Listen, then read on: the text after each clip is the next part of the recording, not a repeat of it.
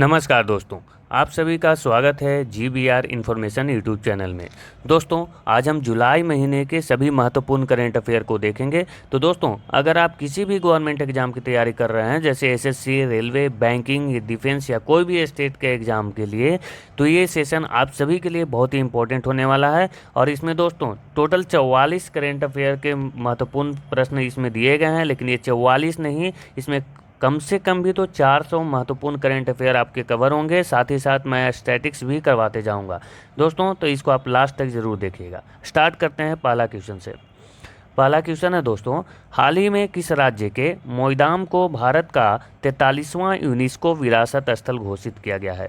दोस्तों, आप सभी को पता होगा कि अभी 46वां जो यूनेस्को का विश्व धरोहर का जो बैठक है वो अभी कहाँ हो रहा है, भारत में हो रहा है। और दोस्तों, ये जो मोईदाम है 43वां जो विरासत स्थल घोषित किया गया भारत का, ये दोस्तों है ये असम में। दोस्तों कहाँ है, ये है असम में। इसके बारे में हम डिटेल्स देखते हैं दोस्तों। यूनेस्को विश्व धरोहर की 46वीं बैठक जो है वो अभी कहाँ हो रहा है, तो नई दिल्ली में आयोजित किया जा रहा है। इसे आप ध्यान रखिएगा। मोईदाम, जिसका अर्थ होता है आत्मा के लिए घर। दोस्तों, यह एक दफन स्थल है जो कि मूल रूप से ईंट पत्थर के तहखाने हैं, ईंट और पत्थर के बनाए गए हैं, जिसमें ताई अहोम के राजाओं और घरानों का अवशेष है। असम के काजीरंगा राष्ट्रीय उद्यान और मानस राष्ट्रीय उद्यान को 1985 में प्राकृतिक श्रेणी के तहत यूनेस्को की सूची में शामिल किया गया था। दोस्तों, इसे आप याद रखिएगा। असम में काजीरंगा राष्ट्रीय उद्यान है और मानस वन्य जीव अभ्यारण्य जो है उसे 1985 में प्राकृतिक श्रेणी के तहत यूनेस्को की सूची में शामिल किया गया था। दोस्तों, अजंता की गुफाएं, एलोरा की गुफाएं जो कि दोनों महाराष्ट्र में हैं, आगरा के किला और ताजमहल भी आगरा में है, यूनेस्को की सूची में शामिल होने वाले पहले भारतीय थे। ठीक है दोस्तों। 15वां अमूर्त धरोहर जो है अभी यूनेस्को में शामिल हुआ है, कौन सा, गरबा डांस। दोस्तों, अमूर्त धरोहर का मतलब इंटेंजिबल साइट, मतलब जिसको हम छू नहीं सकते। और 14वां जो अमूर्त धरोहर था वो था पश्चिम बंगाल का दुर्गा पूजा। इसे भी आप ध्यान रखिएगा। भारत के पहले साहित्यिक शहर जो है वो कोझिकोड को चुना गया है, जो कि केरल की है। साहित्यिक शहर आप समझ रहे हैं, लिटरेचर सिटी है ना। संगीत का शहर जो है वो ग्वालियर को चुना गया है। और विश्व धरोहर सूची में सबसे ज़्यादा जो है वो इटली के शहर हैं, टोटल 59, और ये पहले स्थान पर है। चीन जो है दूसरे स्थान पर है 57 अपने साइट्स के साथ, और भारत छठे स्थान पर है अपने 43 साइट्स के साथ। और आपने अभी देखा कि 43वां जो साइट है वो अभी कौन है हमारा, ये रहा मोईदाम। ये इसका आप पिक्चर में भी देख सकते हैं। बढ़ते हैं दोस्तों अगले प्रश्न की ओर। शीतकालीन ओलंपिक और पैरा ओलंपिक 2034 की मेज़बानी कौन सा देश करेगा। दोस्तों, हम विंटर ओलंपिक की बात कर रहे हैं, तो ये जो है ये इसका राइट आंसर है USA। 2034 का जो विंटर ओलंपिक और पैरा ओलंपिक है वो USA में होगा। दोस्तों, अभी और भी हम देखते हैं सभी महत्वपूर्ण फैक्ट्स कि विंटर ओलंपिक, समर ओलंपिक या फिर और भी जो गेम्स हैं वो कहाँ कहाँ होंगे। दोस्तों, इसे आप बहुत ही ध्यान से देखिएगा और इसका अगर हो सके तो आप स्क्रीनशॉट जरूर ले लीजिएगा और इसे आप नोट डाउन भी कर लीजिएगा। ठीक है, बहुत ही इंपॉर्टेंट फैक्ट्स है, किसी भी एग्जाम में ये पूछा जाता है। देखते हैं तो विंटर ओलंपिक जो कि प्रत्येक 4 साल पे किया जाता है। 2022 का विंटर ओलंपिक जो है वो चीन में हुआ, और 2026 का विंटर ओलंपिक इटली के मिलान और कॉर्टिना शहर में किया गया। 2030 का जो विंटर ओलंपिक है वो फ्रांस में किया जाएगा, और 2034 का विंटर ओलंपिक अभी हमने देखा कि USA में होगा, जो कि साल्ट लेक सिटी में किया जाएगा, जो कि यूटा राज्य में पड़ता है। दोस्तों, ये आप ध्यान में रखिएगा। अभी हम देख लेते हैं समर ओलंपिक, है ना। 2020 का समर ओलंपिक टोक्यो में किया गया, जापान में। और 2024 का जो समर ओलंपिक है वो पेरिस, फ्रांस में अभी स्टार्ट हुआ है, अभी स्टार्ट हो चुका है दोस्तों, है ना। और इसमें जो है हम भारत के लिए पहला पदक भी आ चुका है। 2028 का जो समर ओलंपिक है वो लॉस एंजल्स USA में किया जाएगा, और इसमें क्रिकेट को पहली बार शामिल भी किया जाएगा। कॉमनवेल्थ गेम देखते हैं दोस्तों, तो कॉमनवेल्थ गेम जो है 2022 का वो बर्मिंघम UK में आयोजित हुआ था, और 2024 का कॉमनवेल्थ गेम ऑस्ट्रेलिया में आयोजित होने वाला था, लेकिन ऑस्ट्रेलिया ने इसे डिनाई कर दिया है। इसलिए अभी ये कंफर्म नहीं हो पाया है कि 2026 का कॉमनवेल्थ गेम कहाँ होगा, क्योंकि ऑस्ट्रेलिया जो है वो इसलिए डिनाई किया क्योंकि खर्चे के कारण, बहुत ज़्यादा खर्चा है इसलिए। और भी देखते हैं गेम्स कहाँ कहाँ होंगे, तो एशियन गेम्स देखते हैं। तो 9वां जो एशियन गेम्स 2023 है वो होंगजो चाइना में किया गया, और जो 20वां एशियन गेम 2027 है वो नगोया और आईची शहर जो है जापान का वहाँ पे होगा। फीफा वर्ल्ड कप जो 2022 है, फीफा वर्ल्ड कप देख लेते हैं दोस्तों। फीफा वर्ल्ड कप 2022 जो था वो 22वां संस्करण था और इसे यह कतर में हुआ। 2026 का जो है फीफा वर्ल्ड कप वो 23वां होगा। मैक्सिको, कनाडा और यूएसए इसको आयोजित करेंगे। दोस्तों T20 women's cricket world cup जो है 2024 का, उसको जो है बांग्लादेश आयोजित करेगी, मतलब उसका बांग्लादेश उसे मेज़बानी करेगी। 2026 का जो T20 men's cricket world cup है, सॉरी वुमेन्स, वो इंग्लैंड में होगा। और T20 men's cricket world cup जो है 2024 का वेस्ट इंडीज और यूएसए में हुआ, जिसको हमारा प्यारा देश भारत ने जीत लिया है। दोस्तों जीत लिया, किसे हराकर जीता, तो साउथ अफ्रीका को हराकर हमने जीता है। 2026 का जो men's cricket T20 world cup है वो इंडिया और श्रीलंका में होगा। 2028 का men's T20 world cup Australia और न्यूजीलैंड में होगा। दोस्तों हम समझते हैं कि आपको सेशन ज़रूर ये पसंद आ रहा होगा, क्वेश्चन भी अच्छा है, ठीक है। तो आप इसे लाइक और शेयर एक बार ज़रूर कर लीजिए, ठीक है। आगे बढ़ते हैं दोस्तों। किस देश ने दुनिया की पहली high speed carbon fibre train बनाई है। दोस्तों दुनिया की पहली high speed carbon fibre train का आप फोटो देख सकते हैं। ये बहुत ही हल्का होता है दोस्तों, इसका वजन बहुत कम होता है, और ये जो है चाइना ने बनाया है। कौन बनाया है, चाइना ने, इसे आप ध्यान रखिएगा। देखते हैं कुछ फैक्ट्स। तो दुनिया की पहली हाइड्रोजन संचालित ट्रेन जो है वो जर्मनी बनाया था, और दुनिया की पहली सेल्फ ड्राइविंग ट्रेन जर्मनी बनाया। एशिया की पहली हाइड्रोजन संचालित ट्रेन अभी जो है वो चीन बनाया है, और सऊदी अरब की पहली लग्जरी ट्रेन है जिसका नाम है ड्रीम ऑफ द डेजर्ट। इसे आप याद रखिएगा, dream of the desert. Bharat की पहली semi high speed regional rail service का नाम जो है वो नमो भारत कर दिया गया है, पहले इसका नाम था रैपिडेक्स, ठीक है दोस्तों। तो ये रेल से कुछ प्रश्न हैं, तो इसे भी आप देख लीजिएगा। OTT प्लेटफॉर्म हेलो लॉन्च करने वाला दूसरा राज्य कौन बन गया है। दोस्तों OTT प्लेटफॉर्म हेलो लॉन्च करने वाला जो दूसरा राज्य है वो अभी बन गया है मेघालय। दोस्तों अभी हमारा जो प्रश्न है उसका जो हम करवा रहे हैं वो थोड़ा सा अभी स्लो करवा रहे हैं। आगे जो है इसमें पिछले सप्ताह का भी जो कुछ प्रश्न है वो भी दिए गए हैं, तो रिपीट भी हैं, तो वो हम थोड़ा स्पीड में करेंगे, ठीक है दोस्तों। अभी इसके बारे में कुछ देखते हैं। तो OTT का मतलब होता है दोस्तों ओवर द टॉप, और ये क्या है, तो एक मीडिया सर्विस है ना। OTT आप देखते होंगे नेटफ्लिक्स वगैरह, वो OTT प्लेटफॉर्म लॉन्च करने वाला जो है, जो OTT प्लेटफॉर्म हेलो है, सॉरी यहाँ पे हेलो होगा, OTT प्लेटफॉर्म जो हेलो है उसे लॉन्च करने वाला पहला राज्य जो है वो केरल था। और भारत का अब देख लेते हैं कुछ जो कि भारत में पहली बार हुआ है। जैसे भारत का पहला सोलर साइकिल ट्रैक बनाया गया है हैदराबाद में, जिसकी लंबाई है 23 किलोमीटर। भारत का पहला वेटलैंड शहर बनेगा उदयपुर, राजस्थान। भारत का पहला number less credit card, Bharat का जो पहला नंबर लेस क्रेडिट कार्ड है वो लॉन्च किया है एक्सिस बैंक ने, ठीक है दोस्तों। भारत का पहला प्रकाश स्तंभ उत्सव मनाया गया गोवा में। और BRO मतलब बॉर्डर रोड ऑर्गेनाइजेशन विश्व का सबसे ऊंचा लड़ाकू हवाई क्षेत्र बनाएगा कहाँ, लद्दाख के न्योमा में। भारत में पहली बार भूमिगत बिजली ट्रांसफार्मर स्टेशन कहाँ बनाया गया दोस्तों, तो बेंगलुरु में। दोस्तों बढ़ते हैं अगले प्रश्न की ओर। हाल ही में जारी फीफा रैंकिंग में भारतीय पुरुष फुटबॉल टीम किस स्थान पर है। दोस्तों इसमें भारत जो है वो 124वां स्थान पर है और अर्जेंटीना टॉप पर है। दोस्तों आपको ये भी याद रखना चाहिए कि कोपा अमेरिका कप जो है, कोपा अमेरिका कप, वो अभी अर्जेंटीना ने ही जीता है, ठीक है दोस्तों। आगे बढ़ते हैं और कुछ रैंकिंग देखते हैं। सबसे पहले फीफा के बारे में कुछ जानकारी देखते हैं। फीफा मेंस जो T20 वर्ल्ड कप है, अभी हमने पीछे भी देखा था कि 22वां संस्करण 2022 में हुआ, कहाँ, कतर में, और जिसे जीता था अर्जेंटीना, और फ्रांस जो है वो उप विजेता रहा था। फीफा मेंस वर्ल्ड कप 2026 का जो आयोजन है वो USA, कनाडा और मैक्सिको में होगा। ऑल इंडिया फुटबॉल फेडरेशन के अध्यक्ष हैं अभी कल्याण चौबे, और फीफा की स्थापना 1904 में हुई थी। इसकी मुख्यालय ज्यूरिख स्विट्जरलैंड में है, और प्रेसिडेंट हैं इसके अभी जियानी इन्फेंटिनो। और ये जो कप हैं इसे भी आप ध्यान रखिए, rovers cup, Santosh trophy, Durand cup, Subroto cup, Ashutosh cup, Merdeka cup, ये जो है फुटबॉल से संबंधित कप हैं। दोस्तों रैंकिंग से प्रश्न आया है तो कुछ रैंकिंग भी देखते हैं। अच्छा, रैंकिंग बाद में देखेंगे। देखिए रैंकिंग से ही प्रश्न आया है, इसके बाद हम देख लेंगे पूरा रैंकिंग। हेनले पासपोर्ट इंडेक्स में भारत को कौन सा स्थान प्राप्त हुआ है? तो हेनले पासपोर्ट इंडेक्स जो है दोस्तों वो भारत को उसमें 82वां स्थान प्राप्त हुआ है।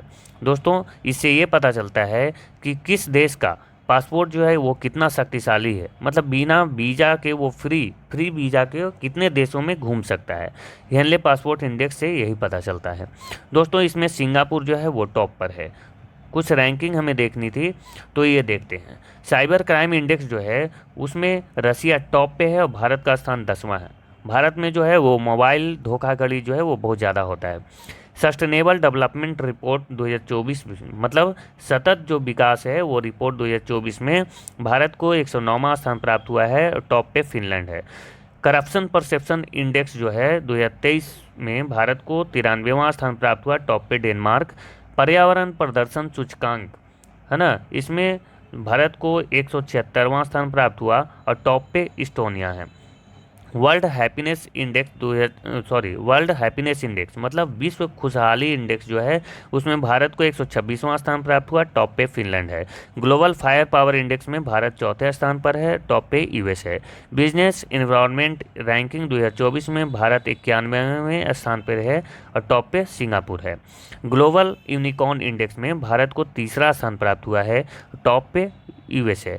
विश्व बौद्धिक संपदा सूचकांक 2024 मतलब वर्ल्ड इंटेलेक्चुअल प्रॉपर्टी में भारत जो है वो 42वां स्थान पर है और टॉप पे यूएस है।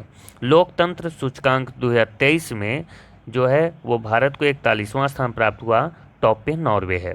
ग्लोबल जेंडर गैप इंडेक्स 2024 में भारत को 129वां स्थान प्राप्त हुआ, टॉप पे आइसलैंड है।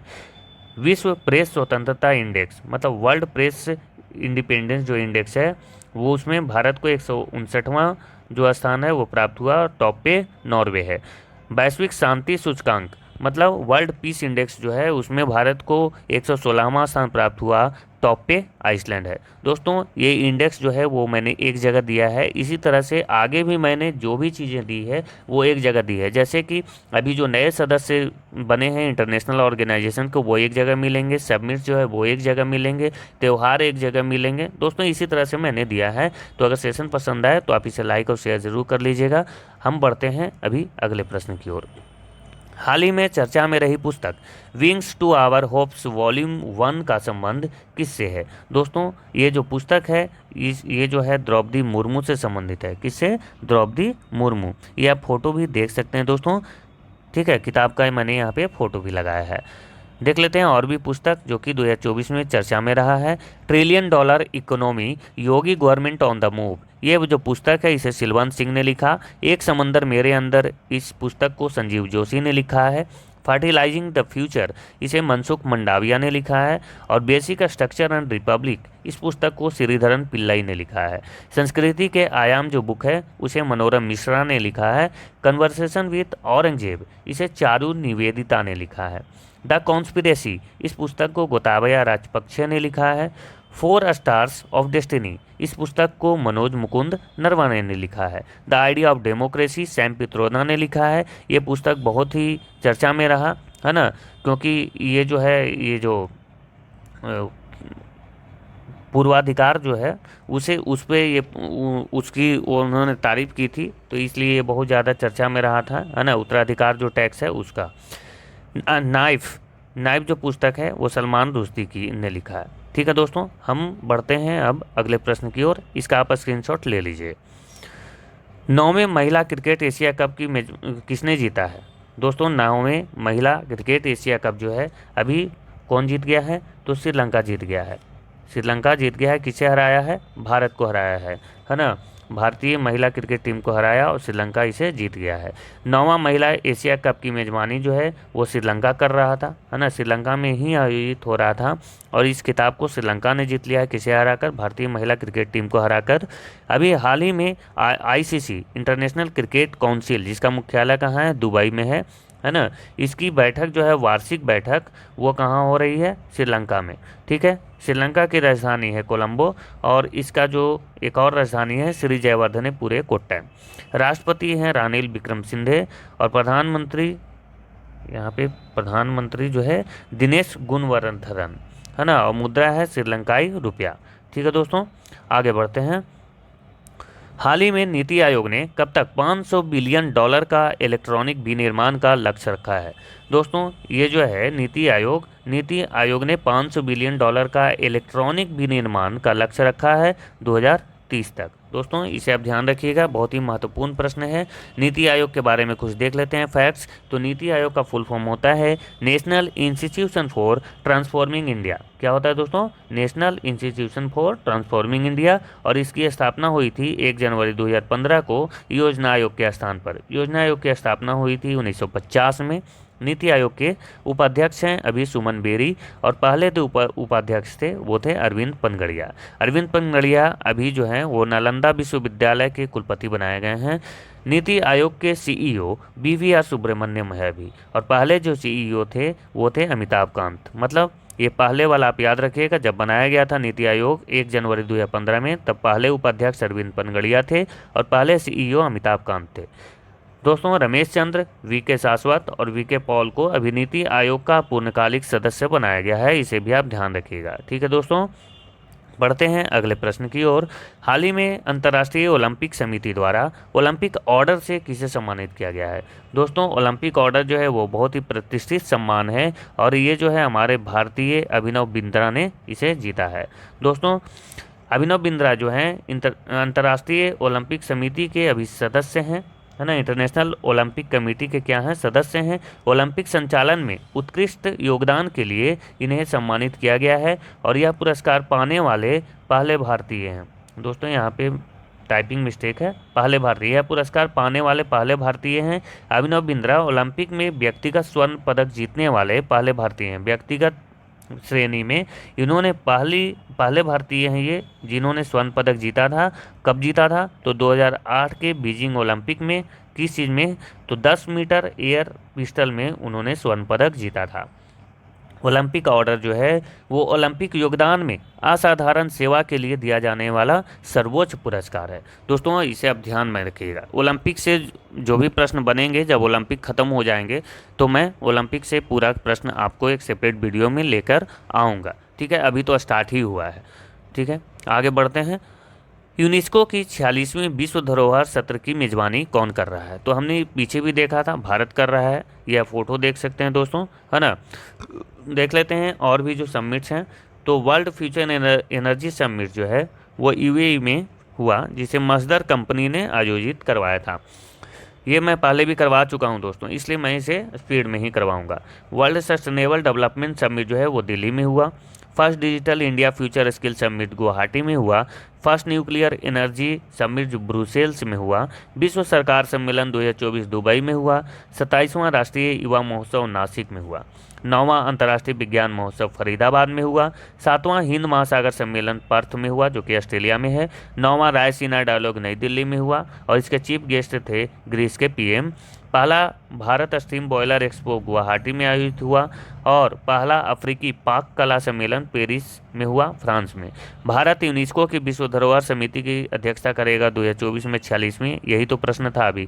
46वीं अंटार्कटिक संधि सलाहकार बैठक जो है वो भी भारत में होगा, इसे भी आप ध्यान रखिएगा। G7 2024 की बैठक इटली में हुआ। दोस्तों इससे रिलेटेड और भी जो नए समिट्स हुए हैं वो मैंने आगे करवाया है, तो आप बने रहिए इस वीडियो के लास्ट तक, आपको सब चीज़ देखने को यहीं पर मिल जाएगा। हाल ही में ICC द्वारा जारी पुरुष T20 बल्लेबाजी रैंकिंग में शीर्ष पर कौन रहा है? तो दोस्तों ये शीर्ष पे रहे हैं कौन? Travis head. ठीक है दोस्तों, सूर्य कुमार यादव जो है वो सेकंड पोजीशन पे रहे हैं, है ना। आगे देखते हैं। तो बजट 2024-25 में मुद्रा ऋण की सीमा बढ़ाकर कितना कर दिया गया है? दोस्तों बजट 2024-25 जो है वह अभी हाल ही में आया है और इससे रिलेटेड और भी प्रश्न आपको मिलेंगे आगे, ठीक है। ये जो इसका राइट आंसर है वो है 20 लाख, है ना। गरीब कल्याण, है ना, प्रधानमंत्री गरीब कल्याण योजना 5 साल के लिए बढ़ाया गया है, इसे आप ध्यान रखिएगा, ठीक है। अगले 5 साल के लिए इसे बढ़ा दिया गया है। प्राकृतिक खेती को बढ़ावा देने के लिए 10,000 जैव इनपुट संसाधन केंद्र स्थापित किए जाएंगे, इसे भी आप ध्यान में रखिएगा, ठीक है। ये इस बार का जो बजट आया है उसमें ये घोषणा की गई है। आगे बढ़ते हैं दोस्तों।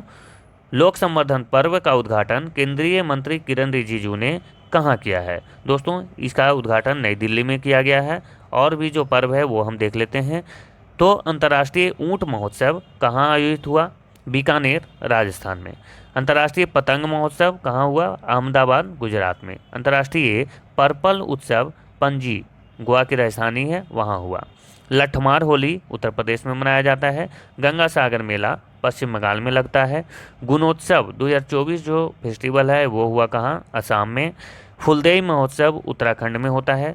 गोरसम कोरा बहुत ही इंपॉर्टेंट है, बहुत बार एग्जाम में पूछा गया है। गोरसम कोरा जो है अरुणाचल प्रदेश में मनाया जाता है। हरेला और हरेली आप याद रखिएगा दोस्तों।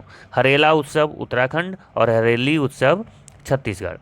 मकर बिलक्कू उत्सव केरल में मनाया जाता है। मंडला पूजा उत्सव जो है वो केरल के सबरीमाला मंदिर में मनाया जाता है।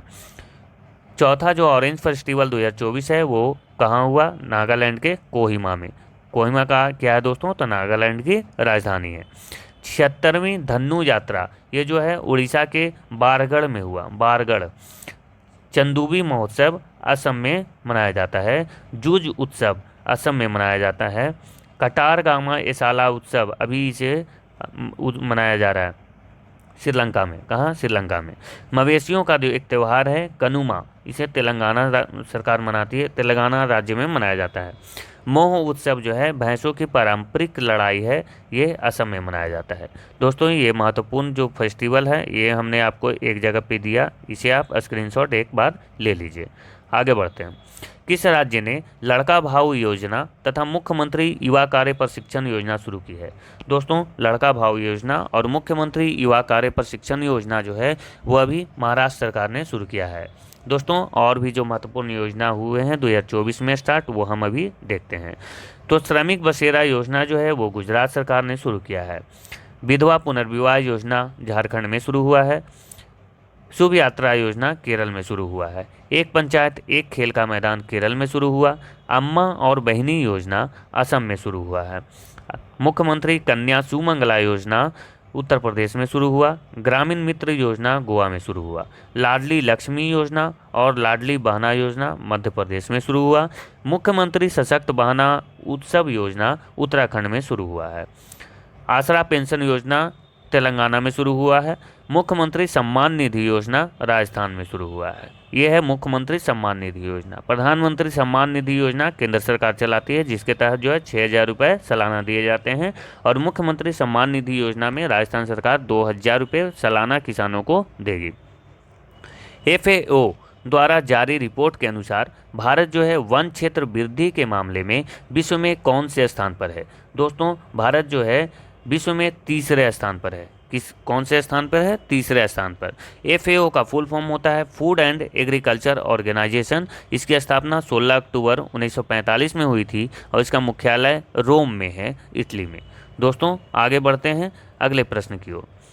हाल ही में बिलियन इंप्रेशन का उद्घाटन कहाँ किया गया है? दोस्तों बिलियन इंप्रेशन जो है वो 2 अंगूठे के निशान है, जो कि एकता का एक प्रतीक है। क्या है? एकता का प्रतीक है। और इसका उद्देश्य है कला और संस्कृति को बढ़ावा देना। इसका उद्देश्य क्या है दोस्तों? तो कला और संस्कृति को बढ़ावा देना। और इसका जो उद्घाटन है वो कहाँ किया गया है? तो अभी रांची में किया गया है। इसका राइट आंसर है रांची। दोस्तों हम अब और भी देखते हैं कुछ फैक्ट्स। तो इसे जो है वो टाटा स्टील ने बनाया है। किसने बनाया है? टाटा स्टील ने। देश का सबसे बड़ा हाई कोर्ट का जो परिसर है, मतलब जो देश का सबसे बड़ा जो हाई कोर्ट परिसर है वो कहाँ है?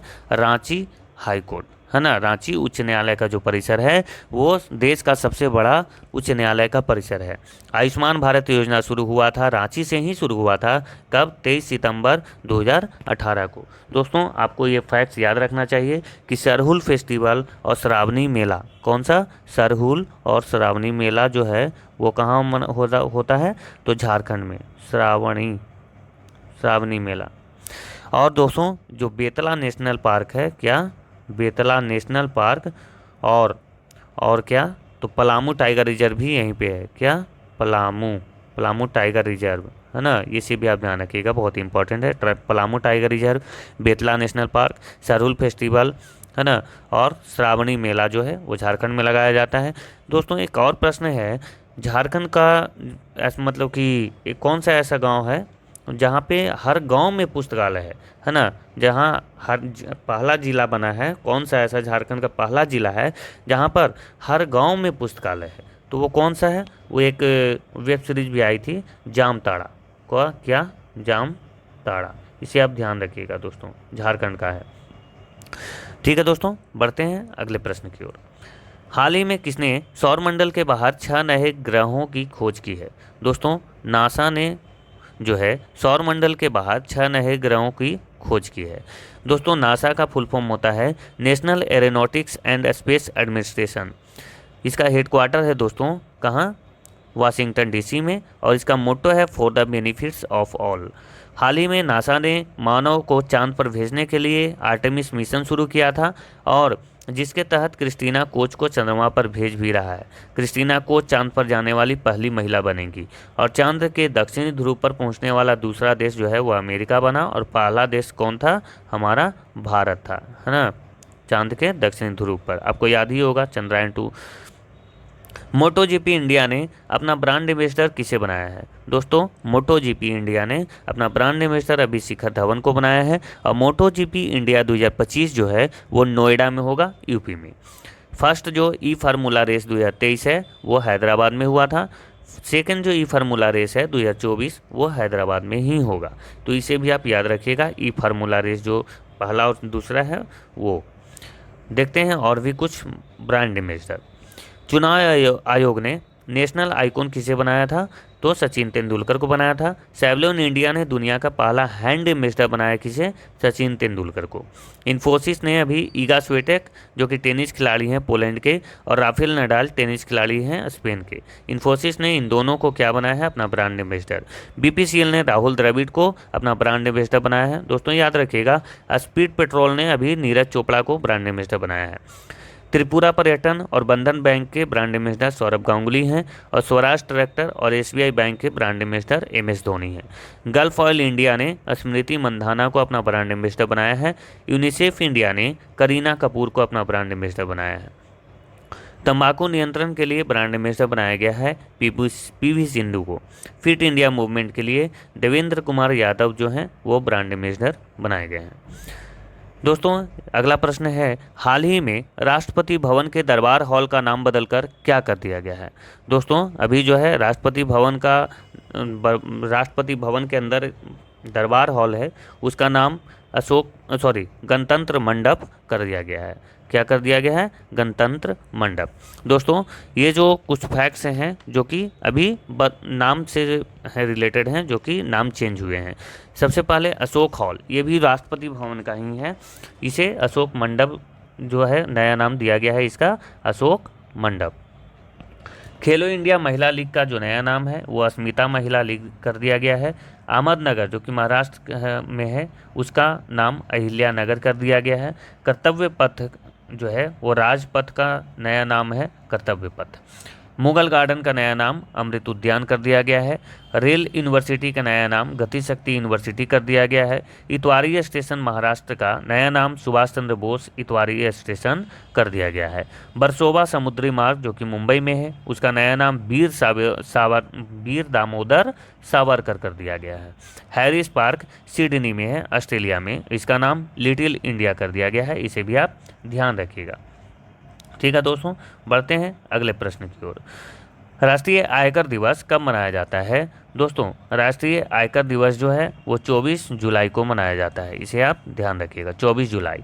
सीबीडीटी का फुल फॉर्म होता है central board of direct tax, और इसके हेड हैं अभी रवि अग्रवाल। CBIC इसका जो फुल फॉर्म है वो होता है central board of indirect taxes and customs.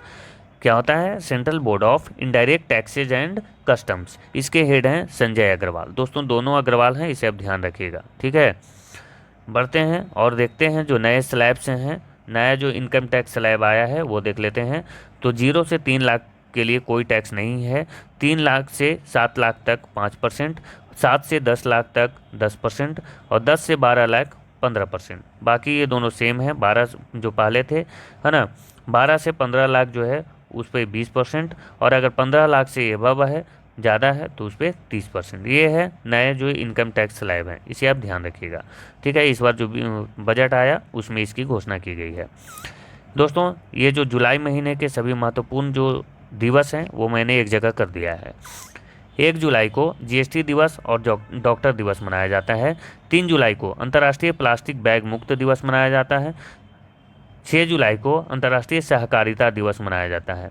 10 जुलाई को राष्ट्रीय मत्स्य किसान दिवस मनाया जाता है। 11 जुलाई को विश्व जनसंख्या दिवस मनाया जाता है। 15 जुलाई को विश्व युवा कौशल दिवस मनाया जाता है। 17 जुलाई को अंतर्राष्ट्रीय न्याय दिवस मनाया जाता है, जस्टिस डे। 18 जुलाई को नेल्सन मंडेला अंतर्राष्ट्रीय दिवस मनाया जाता है। 20 जुलाई को अंतर्राष्ट्रीय चेस दिवस मनाया जाता है, शतरंज दिवस। 22 जुलाई को राष्ट्रीय ध्वज दिवस और मस्तिष्क दिवस भी मनाया जाता है। 23 जुलाई को राष्ट्रीय प्रसारण दिवस मनाया जाता है। 26 जुलाई को कारगिल दिवस मनाया जाता है और 28 जुलाई को विश्व हेपेटाइटिस दिवस मनाया जाता है। 29 जुलाई को विश्व बाघ दिवस मनाया जाता है। ठीक है दोस्तों, ये इंपॉर्टेंट दिवस है, इसका आप स्क्रीनशॉट ले लीजिए और इसे आप ध्यान में ज़रूर रखिएगा। ठीक है दोस्तों, सेशन हमें उम्मीद है कि आपको ज़रूर अच्छा लग रहा होगा। अच्छा लग रहा है तो आप इसे एक बार लाइक ज़रूर कर दीजिए दोस्तों, क्योंकि बहुत ही इस तरह के स्लाइड बनाने में बहुत मेहनत लगता है, बहुत समय लगता है। हाल ही में प्रधानमंत्री स्वनिधि योजना में सर्वश्रेष्ठ प्रदर्शन करने वाला राज्य कौन है? तो दोस्तों, प्रधानमंत्री स्वनिधि योजना में सर्वश्रेष्ठ प्रदर्शन करने वाला राज्य अभी मध्य प्रदेश बन गया है। ठीक है दोस्तों, मेलबर्न अंतर्राष्ट्रीय फिल्म महोत्सव 2024 में सम्मानित होने वाले पहले भारतीय कौन होंगे? तो ये होंगे रामचरण।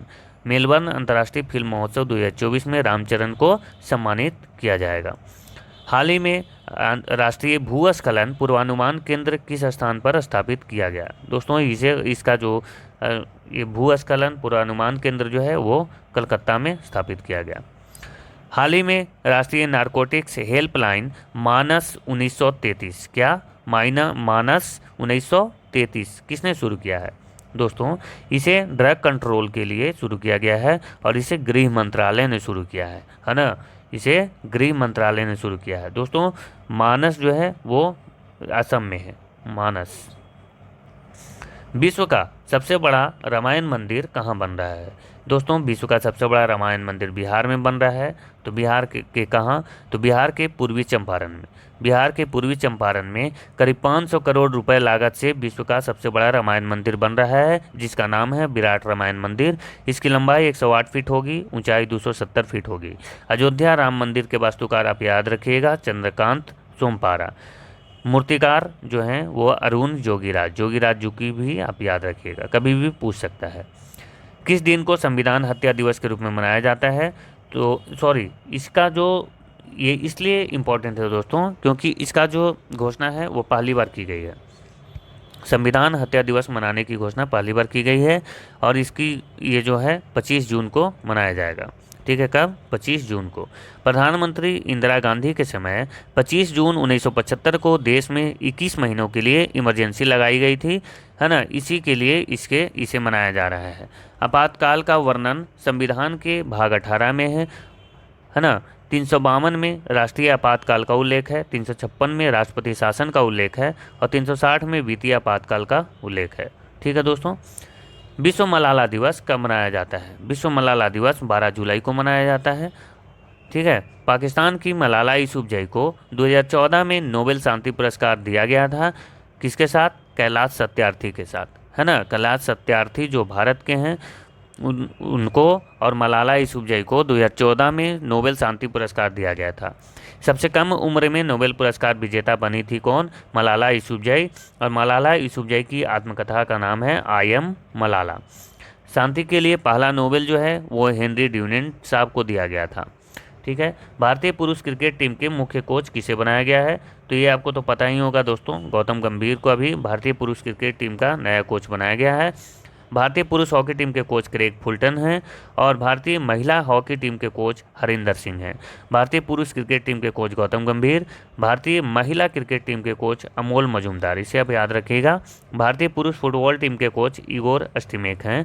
ठीक है दोस्तों, आगे बढ़ते हैं। कोलंबो सुरक्षा सम्मेलन का 5वां सदस्य कौन सा देश बन गया है? दोस्तों, कोलंबो सुरक्षा सम्मेलन का 5वां सदस्य जो है अभी बांग्लादेश बन गया है। 4 और कौन कौन देश हैं? तो 4 में देश हैं मॉरिशस, मालदीव, श्रीलंका और इंडिया। ये जो है ये 4 देश और 5वां देश अभी बांग्लादेश बन गया है। दोस्तों, यह एक हिंद महासागर समुद्री सुरक्षा समूह है जिसका भारत समेत 5 सदस्य देश हैं। इसका गठन 2011 में हुआ था। नए मेंबर एक बार देख लेते हैं दोस्तों। G20 जो है इसका समिट जो है अभी इंडिया में हुआ था और इसके 21वां सदस्य अफ्रीकन यूनियन बना है। एससीओ का 10वां सदस्य बेलारूस बना है। एससीओ का 9वां सदस्य ईरान बना है। आसियान का 11वां सदस्य पूर्वी तिमोर बना है। ब्रिक्स के 5 नए सदस्य बने हैं, इजिप्ट, ईरान, सऊदी अरब और यूएई, इथोपिया। IMF का 190वां सदस्य है एंडोरा और वर्ल्ड बैंक का 189वां सदस्य है नौरू। यूनाइटेड नेशन का 193वां सदस्य है दक्षिण सूडान जिसकी राजधानी है जुबा। ठीक है दोस्तों, विंबलडन ओपन में पुरुष एकल का खिताब किसने जीता है? दोस्तों, अभी विंबलडन ओपन हुआ जिसमें पुरुष एकल का खिताब कार्लोस अल्काराज ने जीत लिया है। इसे आप जरूर ये ध्यान में रखिएगा। पूरा जो विंबलडन है वो हम देख लेते हैं। दोस्तों, आपको पता है कि 4 मुख्य टेनिस टूर्नामेंट किए जाते हैं प्रत्येक वर्ष। सबसे पहले ऑस्ट्रेलियन ओपन होता है हार्ड कोर्ट पे, फ्रेंच ओपन होता है क्ले कोर्ट पे, उसके बाद विंबलडन ओपन होता है ग्रास कोर्ट पे और यूएस ओपन होता है हार्ड कोर्ट पे। तो दोस्तों, देखते हैं सभी को। पुरुष एकल का खिताब ऑस्ट्रेलियन ओपन में जेनिक सीनर ने जीता, इटली के हैं। महिला एकल का खिताब आर्यना साबालेंका ने जीता जो कि बेलारूस के हैं। पुरुष युगल आप याद रखिएगा रोहन बोपन्ना और मैथ्यू एबडेन। रोहन बोपन्ना जो है वो भारतीय हैं इसलिए इंपॉर्टेंट है। फ्रेंच ओपन का महिला एकल का खिताब ईगा स्विटेक पोलैंड के हैं, उन्होंने जीता। पुरुष एकल का खिताब कार्लोस अल्काराज ने जीता।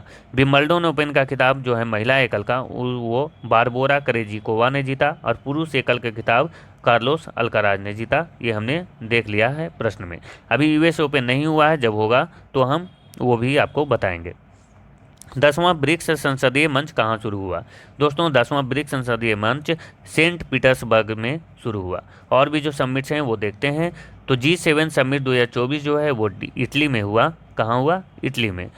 G20 समिट 2024 जो है वो ब्राज़ील में हुआ और ब्रिक्स समिट 2024 रसिया में हुआ। आसियान समिट 2024 लाओस में हुआ। COP28 समिट 2023 जो है यूएई में हुआ था। COP29 समिट 2024 बाकू अजरबैजान में होगा। क्वाड जो समिट है 2024 वो इंडिया में होगा, है ना। SCO 2024 जो समिट है वो अभी कजाकिस्तान में हुआ। नाटो समिट 2024 वाशिंगटन DC में हुआ। मुख्यमंत्री मंगला पशु बीमा योजना शुरू करने की घोषणा किस राज्य सरकार ने की है? दोस्तों, मुख्यमंत्री मंगला पशु बीमा योजना जो है वो राजस्थान सरकार ने शुरू करने की घोषणा की है। ठीक है दोस्तों, राजस्थान सरकार।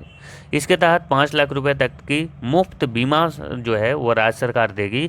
10 वर्षीय सड़क सुरक्षा अभियान शुरू किया है राजस्थान ने और रेशम उत्पादकों के लिए बीमा योजना जो है वो उत्तराखंड ने शुरू किया है। ये दोनों भी प्रश्न इंपॉर्टेंट है, इसे आप ध्यान में रखिएगा। ठीक है, आगे बढ़ते हैं। मध्य प्रदेश हाई कोर्ट के चीफ जस्टिस कौन बने हैं? तो ये बने हैं गुरमीत सिंह संधवालिया, है ना। शील नागू जो हैं वो पंजाब और हरियाणा उच्च न्यायालय के चीफ जस्टिस बनाए गए हैं। BR सारंगी जो हैं झारखंड और झारखंड उच्च न्यायालय के जो हैं वो मुख्य न्यायाधीश बनाए गए हैं। हाई कोर्ट जो है वो उसका वर्णन है आर्टिकल 214 से 231 तक में। उच्च न्यायालय की पहली महिला जज अन्ना चांडी थी जिनको केरल उच्च न्यायालय में दिया गया था जगह। उच्च न्यायालय में पहली महिला मुख्य न्यायाधीश जो है वो लीला सेठ थी जिसको हिमाचल प्रदेश उच्च न्यायालय में क्या मतलब कि इनको दिया गया था, है ना।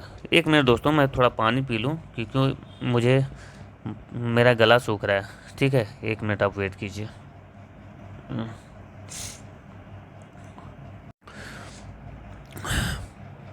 ठीक है दोस्तों, स्टार्ट करते हैं।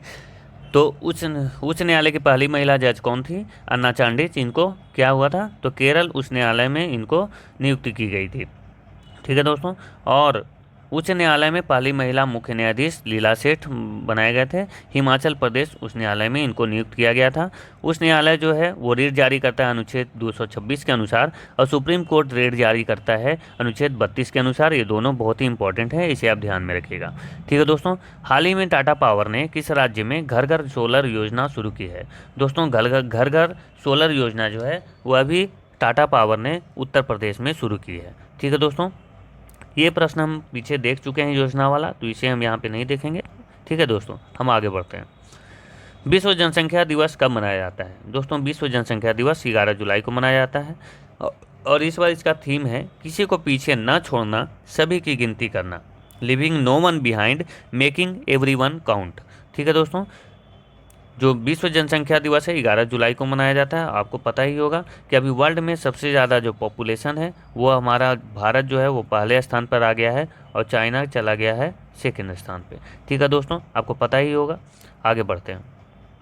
हाल ही में पशुपालन श्रेणी में सर्वश्रेष्ठ राज्य का कृषि नेतृत्व पुरस्कार 2024 किसे दिया गया है? दोस्तों ये पशुपालन श्रेणी में ये जो पुरस्कार है ये हरियाणा को दिया गया है ना।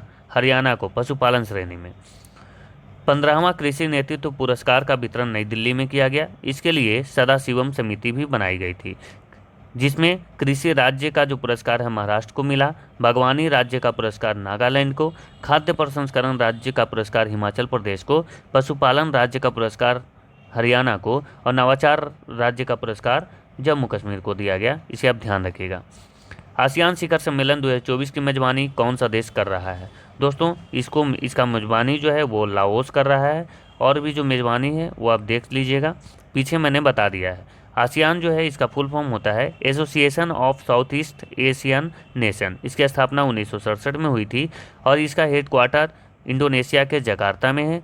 कुल सदस्य देश जो हैं वो अभी 11 हो चुके हैं। वो आप बताइएगा कि 11वां देश अभी कौन है। मैंने पीछे अभी बताया है ना। यहाँ पे 10 मैंने दे दिया है, 11वां आप होमवर्क में ज़रूर बताइए। ठीक है, हमने पीछे भी ऐसे बताया हुआ है।